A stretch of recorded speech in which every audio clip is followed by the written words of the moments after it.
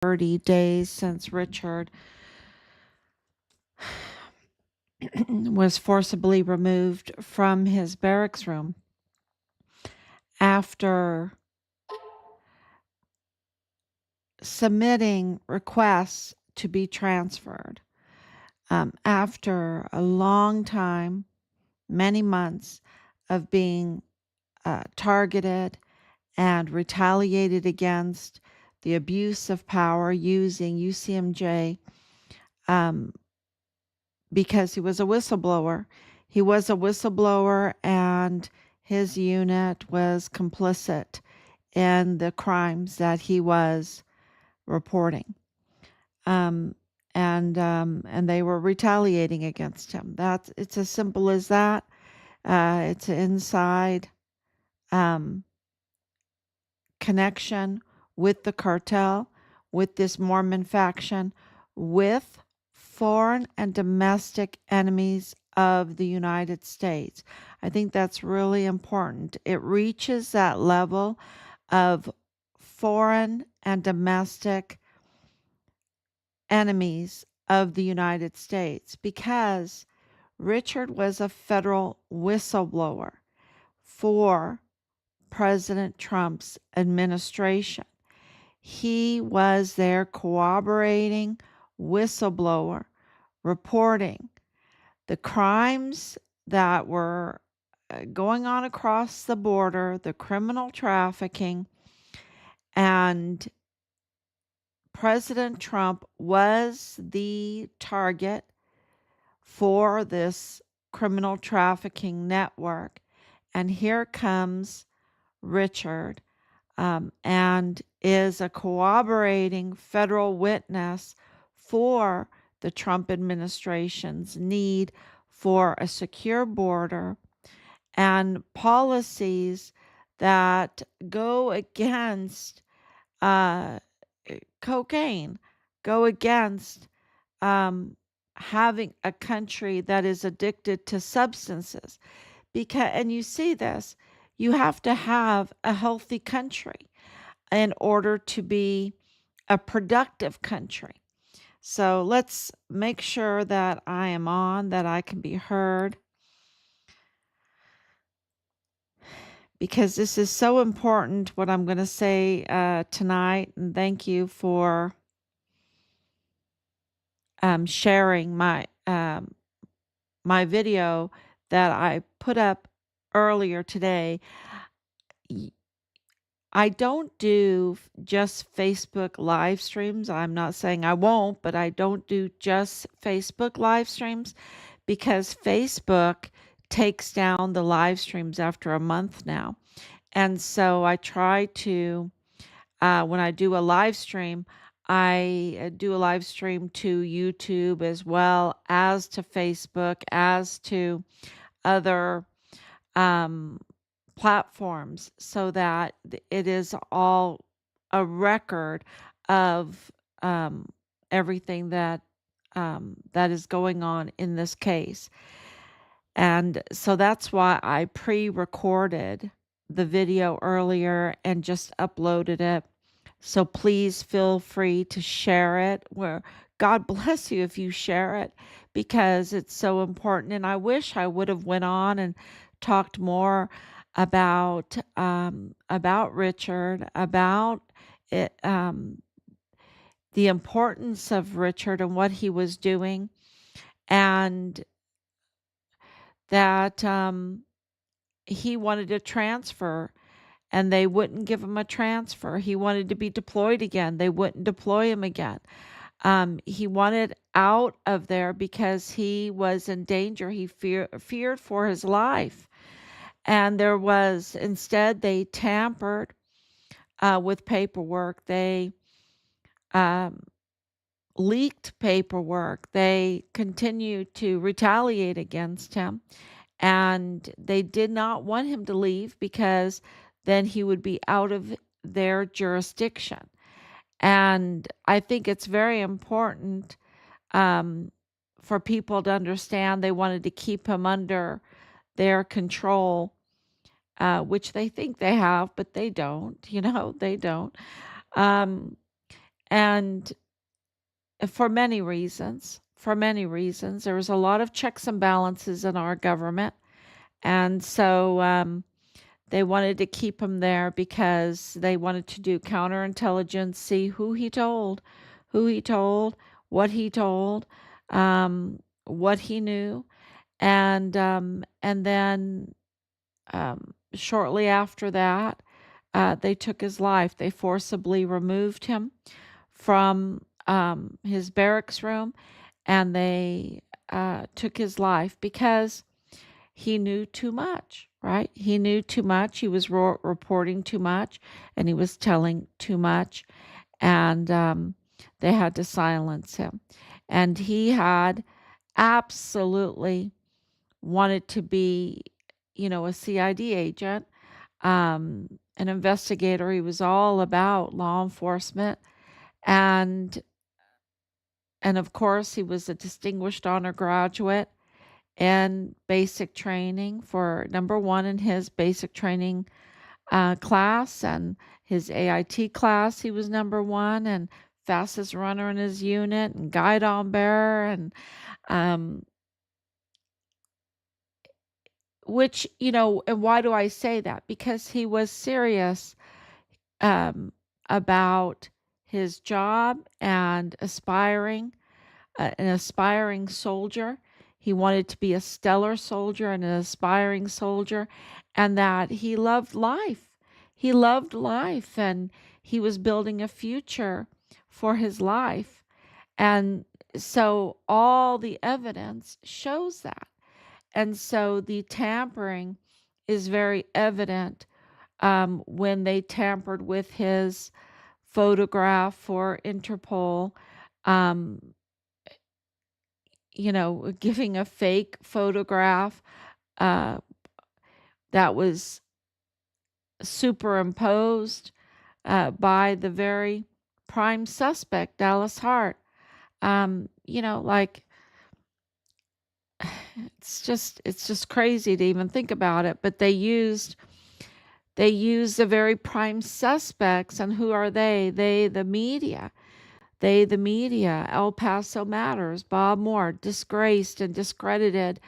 Um, they're fake news. They're fake news because they're like BBC. BBC spliced a video of President Trump at J6 to give the illusion, a fake message to the public, to psych out the public, literally to lie to the public, that President Trump was inciting a riot. And that's not what was happening at all. That's not what was happening. And so that shows you that the same playbook was being used in El Paso because um, please understand that the trafficking in El Paso on the southern border reaches to Great Britain. It is very connected. And I know that because Richard, remember basic training, and you might not know this, but he claimed Longford, Ireland, because that's where he grew up. We lived in Ireland for a long time. And so we know quite a bit about Great Britain and what is happening over there. And trafficking is very prominent. Okay. Trafficking, this international trafficking is very prominent. And the epicenter is in El Paso. And so it's no surprise to us that BBC, the British broadcast um, media there, would go, risk everything. I mean, the two head bosses for BBC, making loads of money, had to resign now because they absolutely tampered tampered with video and manufactured evidence. okay? Manufactured evidence that they wanted to use in order to psych out, hypnotize the population with a fake narrative and put President Trump in prison. So, whether you like President Trump or not, and I do, I like him very, very much, very much. Um, and you're like, "What do you mean?" Look, we've got the letter right behind me. Look, we've got the in the line of duty declaration. Look, we have the cartels being designated FTOs. Okay, we have the stopping of these trafficking of substances that kill so many Americans, that make us unhealthy, that ruin our economy, that ruin a healthy economy, right? A healthy economy, industry, um, and the fine microchips, the what requires a lot of skill, these jobs that require a lot of skill. To have that kind of skill, you have to be healthy, you have to be focused, um, so that your talents can be used to the fullest, right? So, and we never truly use all of our talents to the fullest. So, the healthier we are, the better we get. And we cannot be healthy if we're stoned, right? We cannot be healthy. Um, and even though this case requires minimum sleep, we're very sharp. We're very sharp on what needs to be done in order to get justice for Richard. And we're on it. We're on it relentlessly, tirelessly, even though sometimes there is some tired moments. But absolutely on it 24/7. 24/7. Richard is our son, and he was brutally taken, and his body was stolen, and his body was disrespected. And they tried to erase his memory, his person, they tried to smear his good name, his legacy. They tried to destroy his legacy. We just absolutely uh, saw how evil this was and absolutely couldn't allow it. So we have put in all of ourselves into getting justice for Richard and bringing out the truth, because he is not the only one that they tried to do this to. They tried to do this to the President of the United States. They tried to do this to Senator Corral. I don't know Senator Corral. I know that he was the governor of Chihuahua, which, flags go up with that. Um, uh, the governor of Chihuahua when all this was happening to Richard. I know that. So I know that he knows a lot of stuff. I know that he knows. Um, because he has a case against El Diario, um, and Osvaldo Borunda Rodriguez. And I know that the Borundas are in bed with El Paso Matters Bob Moore, with Woody Hunt of El Paso Community Foundation, which means, put all of that together because of Sylvia Brunda Firth.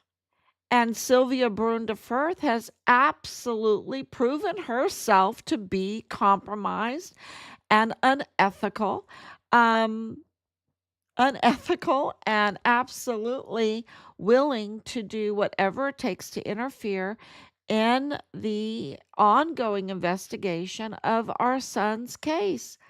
about the brutality of taking his life, about stealing his body, about trafficking it to Mexico, and the disposal system of this funeral home network that is absolutely cartel controlled and a highway to hell. That's what this is. And so we want to talk today about the media and about their place in all of this. They're they're the cars that these criminals use to go to hell, right? Um, and what do I mean by that? Well, because they splice and dice uh, and manufacture false evidence to be used in the courts. um, Media is really important. They splice and dice video, they splice and dice audio, they use prime suspects that are part of their network in order to manufacture stories, fake stories, and they used the prime suspects in our son's case, those that are suspected of taking Richard's life brutally and stealing his body and trafficking it across the border for disposal, um, as uh, sources, as credible sources. And, they're not credible sources. They're um, prime suspects. I mean, it's just unbelievable the unethical, disgraceful um,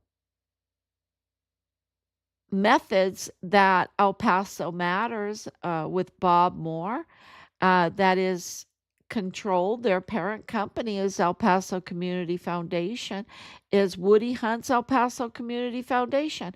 And who sits on the board of directors? Sylvia Borunda Firth, the family of Borunda Rodriguez, who owns El Diario.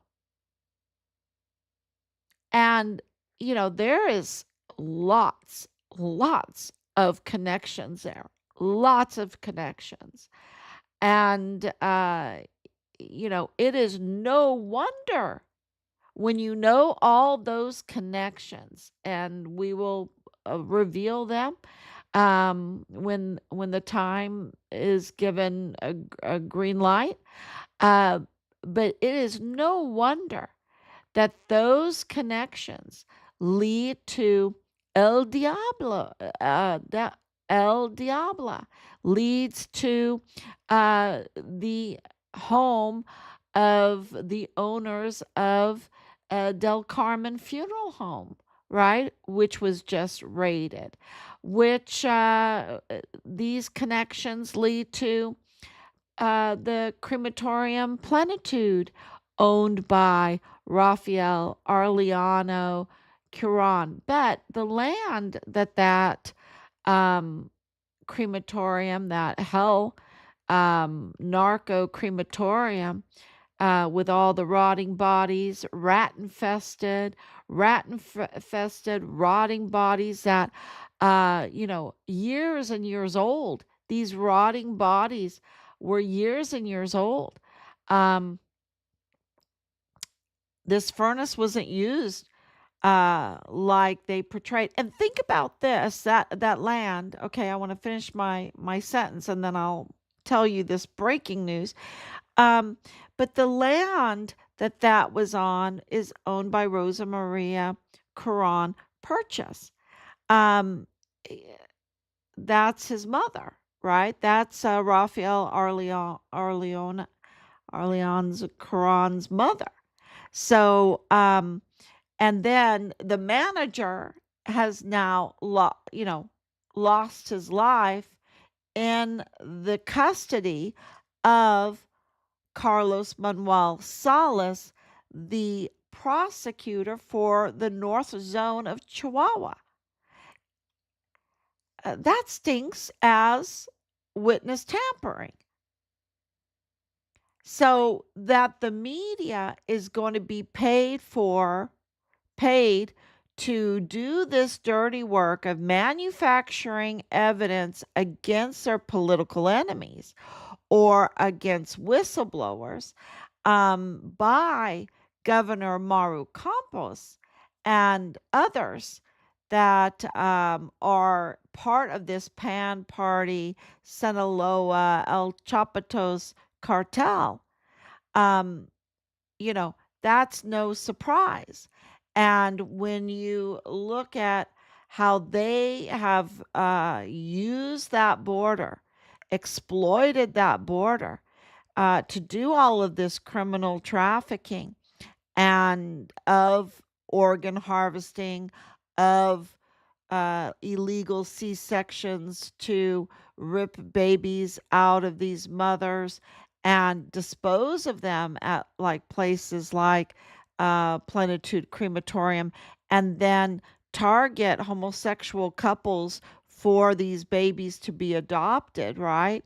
With no, what's going on with the paperwork there, right? And of course, all the substances, all of the weapons, all of um, uh, the ammunition, anything on Fort Bliss that wasn't bolted down was up for grabs for smuggling and stealing and trafficking. Fuel, including the fuel, and right, and we know that they were tapping into Pemex. I mean, you had the AG, um, Paneche, Cesar Paneche, tapping in, siphoning his group, siphoning into Pemex, stealing billions. That's with a B, y'all. Billions of barrels of oil, right? For reselling in his little convenience store gas stations. Um, so this whole border thing um was, worth a lot of money to the criminals and anybody that wanted to build a wall or secure the border or stop illegal trafficking so that you had a country, meaning the United States, that was a healthy country and without this organized crime, so that industry could happen, right? That industry could be rebuilt, and that really fine um, um, talents could create things like these chips and you know build the ships again and all the things that require real talent and concentration and health and skills, very skilled workers.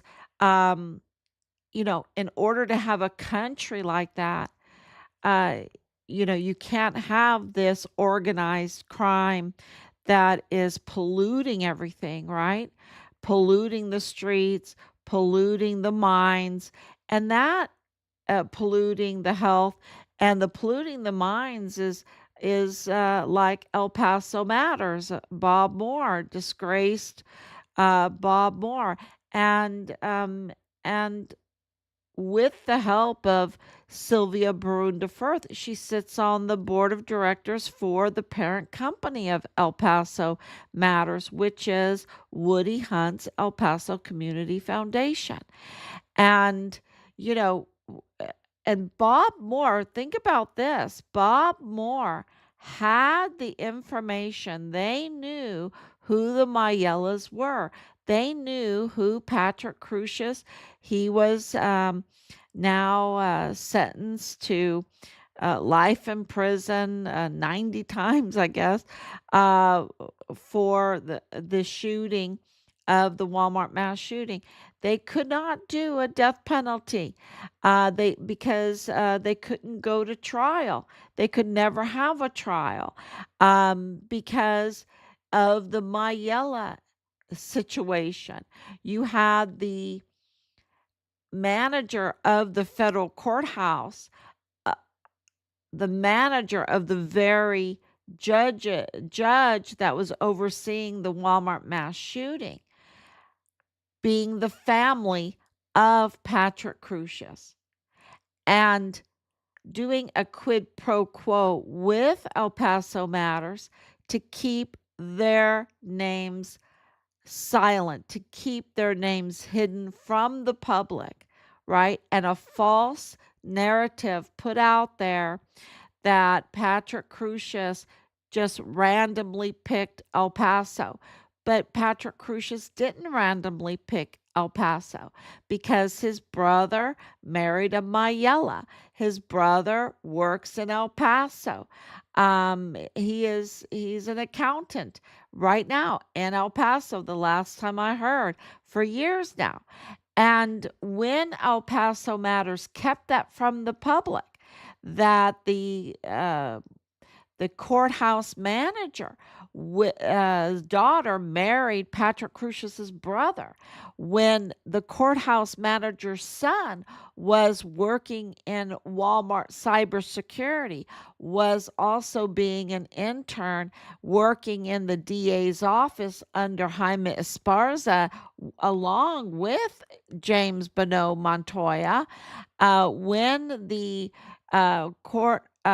courthouse manager's son not only was in the DA's office and in Walmart cybersecurity, where he had access to CCTV footage, right, where he could splice and dice, and in the DA's office where he could tamper and manipulate documents.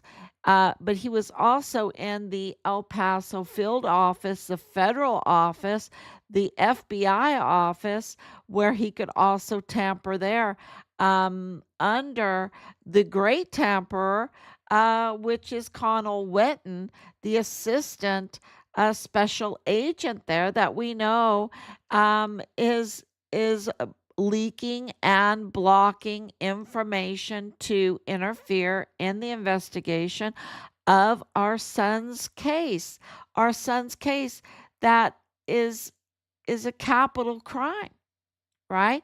So El Paso Matters had all of this. They had it all in July of 2020. Um, and they kept it from the public.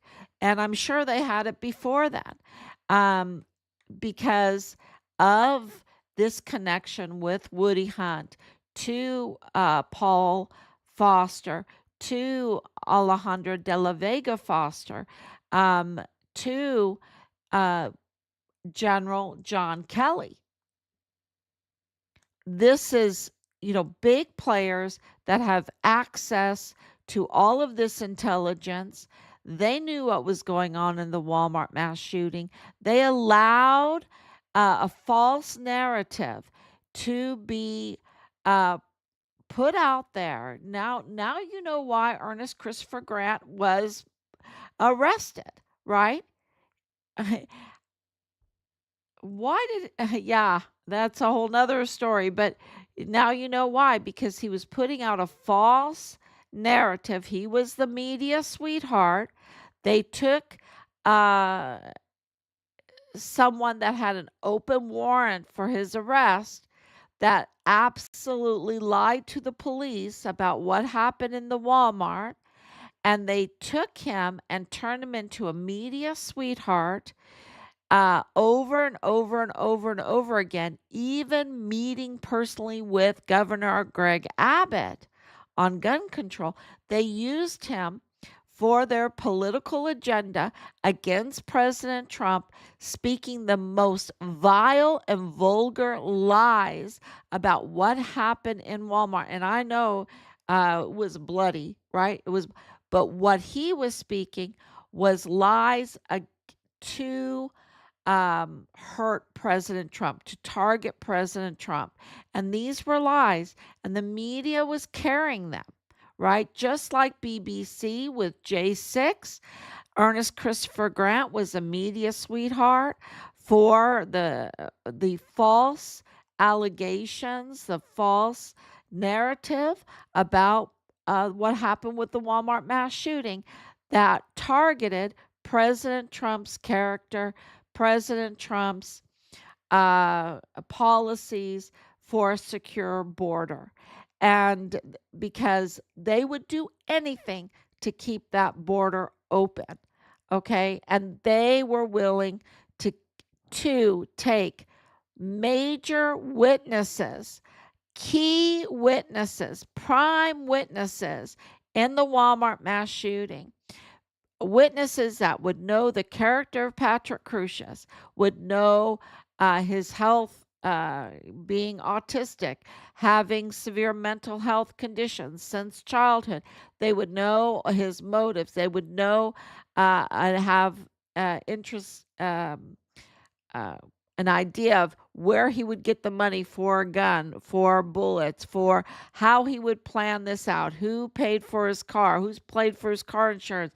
If his cup was empty and he had no money at all, which the application for appointed counsel said, declared he had zero money in his cup, um, eh, who bought the weapon, who paid for his gas to get there, who paid for his internet to load up the manifesto to, he says 4chan, but it was 8chan, so he couldn't even get that right. Because he was also blind without his glasses, totally blind without his glasses. He had all kinds of sensory issues because of his severe mental health conditions, and of course his autism. And, so that family member, Michael Mayella Sr., Michael Mayella Jr., Lorraine Mayella, who is part of mental health community, right? That's her job. And Alexis Mayella Crucius, having a very close relationship because she married his brother. And then also um, all the family members around, right? All the people that went to the wedding, right? That knew that Brian Blake Crucius was Patrick Crucius's brother. You know, this is what the media did not report on, that they should report on. And yet they reported on fake news. They reported on Ernest Christopher Grant's lying words and did not even tell the public that uh, until later, until he was caught, until they were forced, that he was lying, until the damage was done, because they wanted to affect the election. And here's Richard, whistleblowing, being a cooperating whistleblower for the Trump administration, for President Trump's policies about securing the border.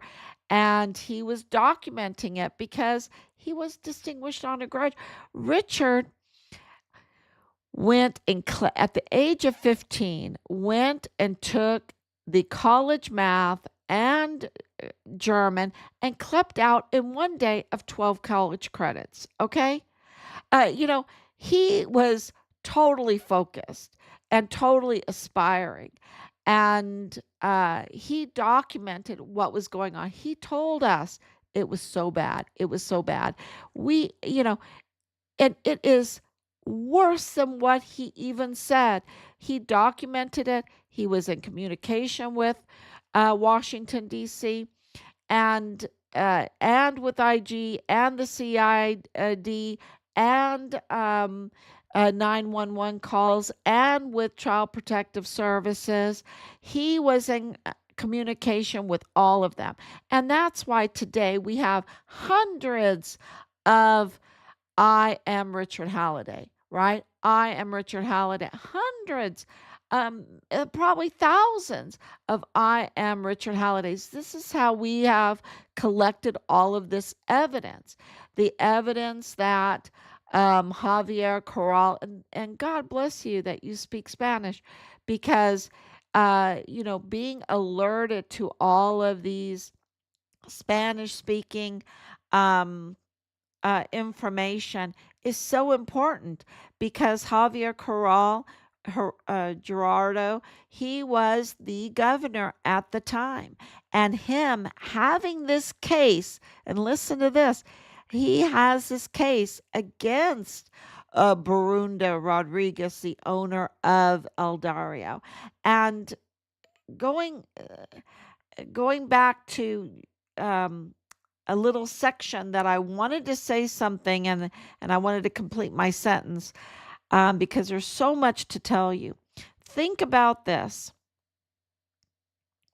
You have over 400 bodies now at the Plenitude Crematorium, cartel, narco, hell, rat infested disposal ground, right?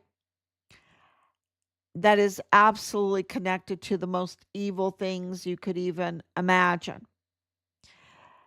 That means 400 plus tampered death certificates. Okay? That means 400 tampered death certificates. The impact of that takes a minute. That kind of paper trail, to think that you can get away with this for years with this kind of paper trail, this kind of institutional complicity, and why we need to know the identifications, because we know that the medical examiner and the county clerk in El Paso are compromised, we know that the medical examiner is illegal. Mario Rascon Ortiz is illegally in the country. He's been paid $500,000. We know that the county judge, who's not a judge, he's an administrator because he didn't have a law degree, Ricardo Samaniago, is up to no good, because he signs the checks to pay for this. And we know that Governor of Chihuahua, Maru Campos, writes or does the government contracts to pay the media to cover up this. And we know her mother, Maria Eugenia Galvan, right, was in charge of the institution that was supposed to be oversight of licenses and permits for the Plenitude Crematorium and, the funeral homes.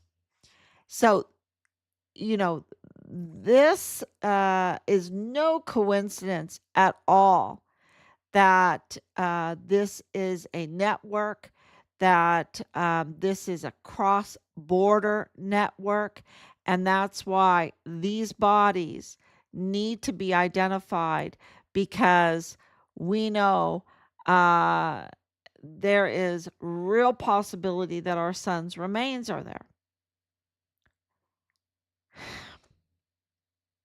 Yes. Yes. And yes, that is very emotional. So, but we're not allowed to be emotional. We have to stay focused to get justice. We need to stay focused to put these pieces together. And the centerpiece is Richard. He's the one that connects everything. He connects everything. Yes, he is that important. And I'm not just saying it because I'm his mother and I miss and love him very much. No, he's a centerpiece because he's that uncompromised federal witness, whistleblower, soldier, hero, um, wi- you know, whose legacy is indelible, right? This He's the centerpiece to all of this because he's the one that triggered all of what's going on. And now we have this investigation. This investigation from Javier Corral Gerardo, who is now a senator. He has an open investigation into um, Borunda Rodriguez, the owner of El Diario, the family member of Sylvia Borunda Firth. Okay, the compadre for Bob Moore's stories, right? Fake stories, the disgraced fake stories. Also, the being called the mob boss, right? He's being called the mob boss, and you have Maru Campos uh, corroborating that by paying him like what 2 billion pesos, which is like $100 million.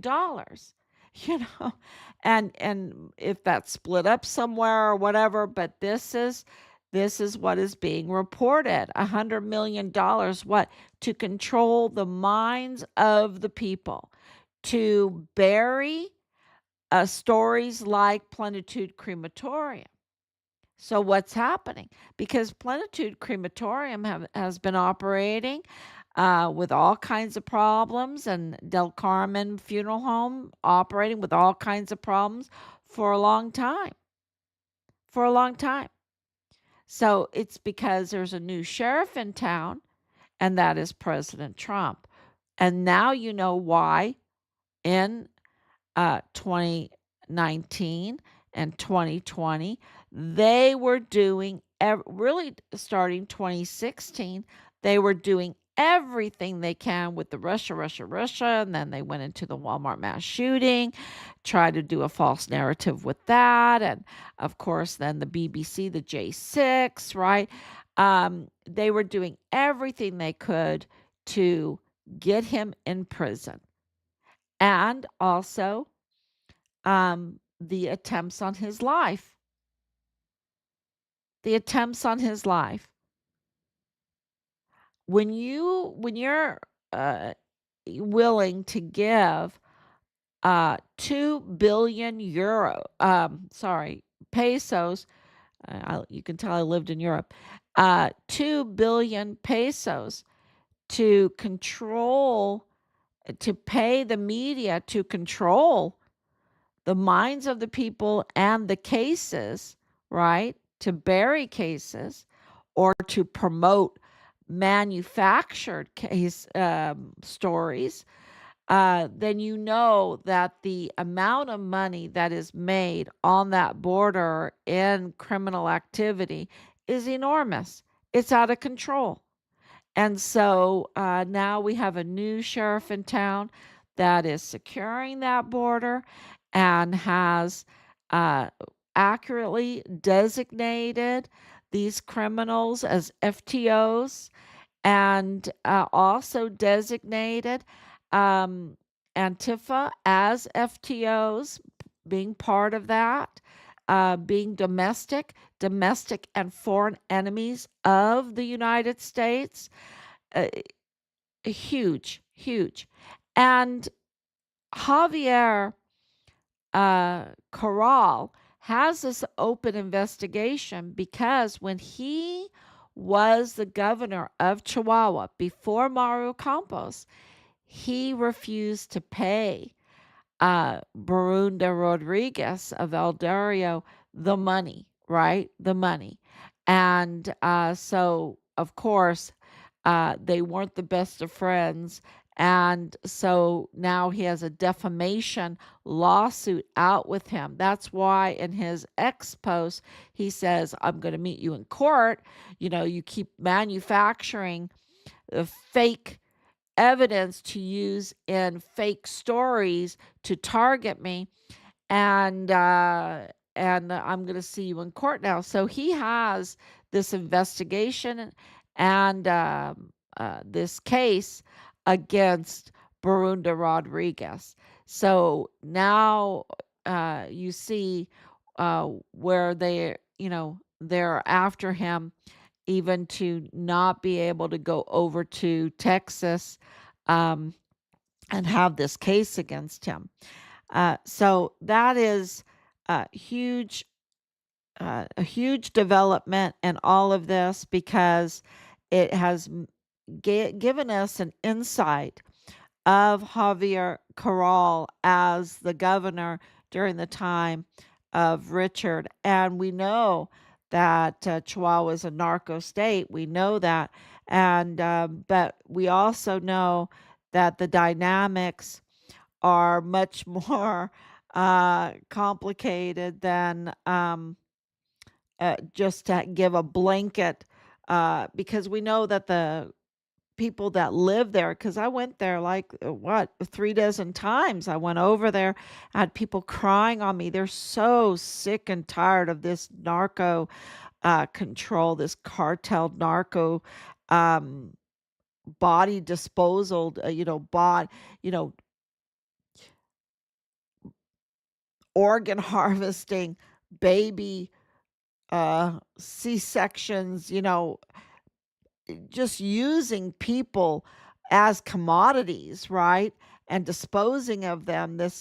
Um, it's just hell. It's just how they're so tired of living like that, because then they can't have a healthy economy, right? They can if they are just totally infiltrated and controlled by this narco government, right?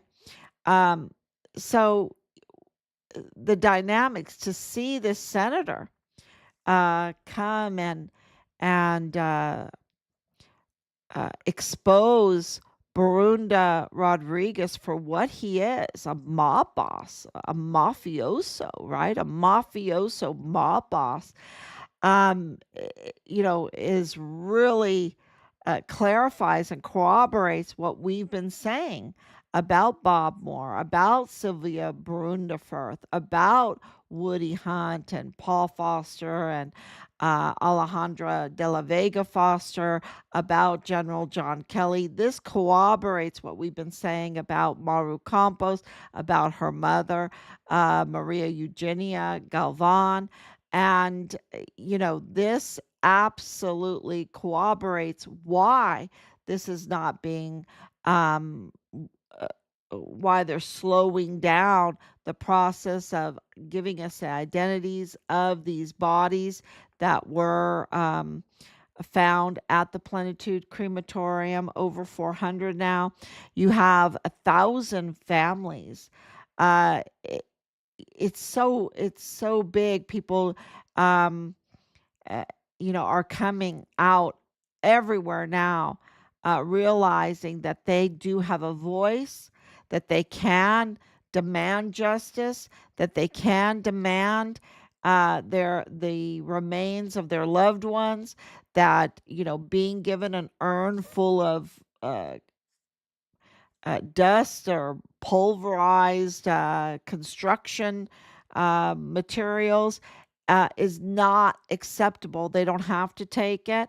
And, is that is the pressure that is causing answers. And those answers, of course, resulted in the raid of the owners of Del Carmen. Now, we're not under the illusion that we're out of the woods, that They're not going to be trying funny business. They're always up to no good. But one step at a time, and God is on our side, and who can be against us, right?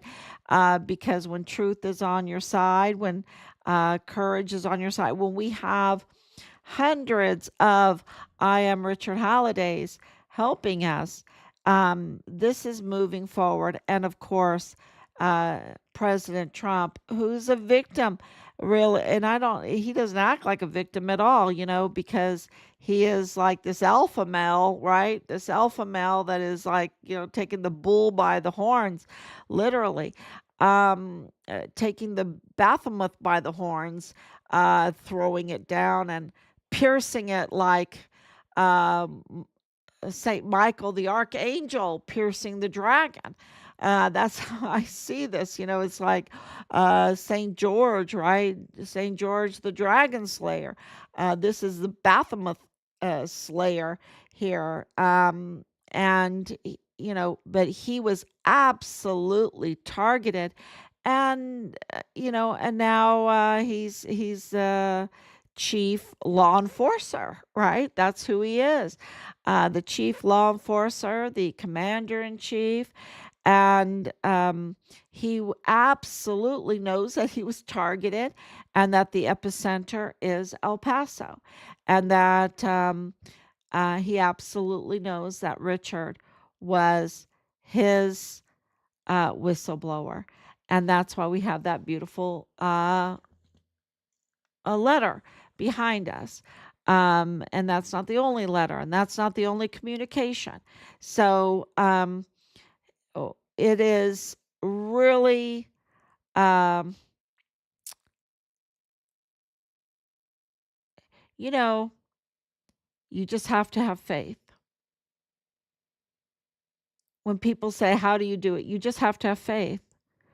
You just have to have faith and do the right thing and keep going. And we are on day 1930 of faith. A faith that we will get our son's remains. We know what happened. We know what happened. Um, and we know the prime suspects. And we know the infiltrators now, from the DA's office to the AG's office to the federal courthouse, in the El Paso Magistrate Court, which is totally running illegally at this time because not one judge in there is elected. So that makes them all impersonators. They are all violating the Texas Constitution as impersonators. And I don't know what the penalty for that is. Someone that knows law, please tell me the penalty for these impersonators that are botching every case going through the El Paso Criminal Law Magistrate Court.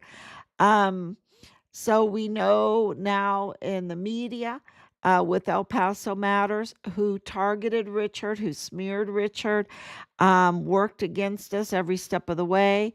Did not answer. We had way more than 15 communications.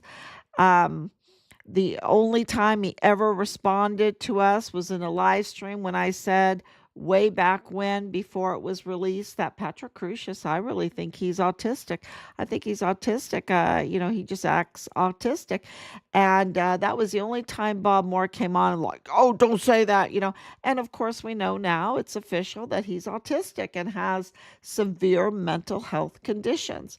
Um, you know, it, just always trying to deceive, always trying to keep the truth, never wanting to release the truth, because we know that this was a target. This was a political targeting, bloody political targeting of President Trump. And of course, Richard, where they manufactured from the beginning. I call it the smear kit. The smear kit. They created a smear kit with him by targeting him for months at a time so that they could do whatever they could to discredit him. It didn't work, y'all. He still has a sparkling, well, he has more than a sparkling um, legacy. He is like deserving of every respect from all Americans, says the President of the United States. His name and legacy is indelible, and he paid the ultimate price in sacrifice for fighting for his country in the line of duty. So he is really a national treasure, right? A total national treasure. And I always called him my treasure. I always call my children my treasures. They're my gold pieces. I always say, "You're my gold piece," um, to all my children and to my grandchildren. So, yeah, Richard is the nation's gold piece, and I think his name will always, it's indelible. That's what the President of the United States says, and he doesn't fool around. He doesn't fool around, as we have seen. So, uh, thank you so much for coming on in your time so late. I know it's 2 o'clock in the morning. There's no time to sleep. Um, and Because it's so much that's happening. We don't want to miss it. We don't want to miss it because we want our son's remains. We want justice. We want to see the death penalty on the table for those that are traitors, absolutely traitors to the people, um, to our country. And, because when you're supposed to be defending the Constitution, you're defending the land and the people, the land and the people. It's not a piece of paper. The paper represents the land and the people. Human rights, right? Human rights, and um, eh, to be traitors of that is just, what are you, a demon? You're just a demon. The death penalty needs to be on the table because the level of these crimes are well deserving of the death penalty, and we're going to continue to identify the crime, document the crime, and file the crime. And if it takes 1,000, well, we're way past 1,000 letters now. Whatever it takes, um, we're going to continue.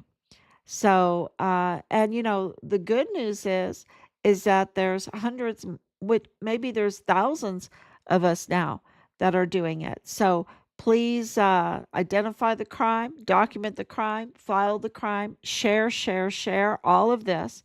You see, we've posted all kinds of crimes, documented crimes on our Facebook, on our X, on our YouTube website, on our website, and you can document those and file them yourself. People have asked, why aren't there prosecutions? Well, because we have an illegal prosecutor in the 34th Judicial District Attorney's Office. James Bonneau Montoya is a fake and a fraud. He is illegally installed. He would just botch everything because he's illegally installed, and they like it that way. Otherwise, the governor would do something about it because the governor knows. But he's illegally installed in that position, which botches every case. According to the Texas Constitution, he did not sign the anti-bribery statement properly. He has a 2028 stamp on there. He did not use his name properly, legally. He's just a disgrace. He's an absolute disgrace. And and I will even go into this. I'm pretty motivated tonight. You know, here he is, buddies with the most despicable trafficker, Mario Ortiz Soroldi, the attorney Mario Ortiz Soroldi, right? And just prosecuting him for soliciting prostitution. But when it came to Max Grossman, uh, he went all out. They were all over him for what? For nothing, for really nothing, a personal, nothing, you know, and that was manufactured clearly. That was over. Uh, that was a target. That's what that was. They were targeting Max Grossman because Max Grossman went and exposed Bob Moore of El Paso Matters, right? So this is, the disgraced and very compromised and biased Bob Moore of El Paso Matters, which involves Sylvia Brunda Firth, which then is the family of uh, Borunda Rodriguez, who owns El Diario. So, um, the dual standards when justice is supposed to be blindfolded, right? Justice is supposed to be blindfolded, and the dual standards is very, very evident. And so, what about the um, AG in Mexico? Well, you have the very person, Carlos Manuel Salas, who tampered with our son's paperwork. There are missing persons paperwork and our son's case at the beginning. Now in charge of Plenitude Crematorium. Okay, so he is absolutely not the guy to have as a prosecutor for the North Zone of Chihuahua. Uh, he should be arrested, right? Because he's living in El Paso. He is registered with his car in El Paso. He has a Texas driver's license. What the heck? He can't do that. But he's doing it. So, how, when people say, who's prosecuting? You've got to file, share, pressure, and you have to have faith. You have to have faith, uh, because we're in such a like, oh, if it doesn't happen overnight, then oh well, and I got to move on. No, you've got to have faith. You got to believe, and you've got to make it happen. To pray is to do. To do is to pray, and you've got to put in the work.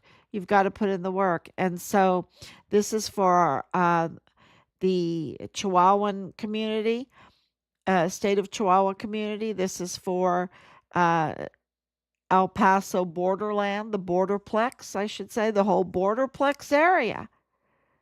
And as Texas goes, as this borderplex area goes, as Texas goes, so goes the United States. So goes the United States, so goes the world, which includes Mexico. So this is so important, and we're so glad that we have so many. I am Richard Halliday helping us and sharing. So thank you so much. God bless you. And thank you, Laura, for coming on so early in the morning, so late at night, so early in the morning. God bless you, and please share. And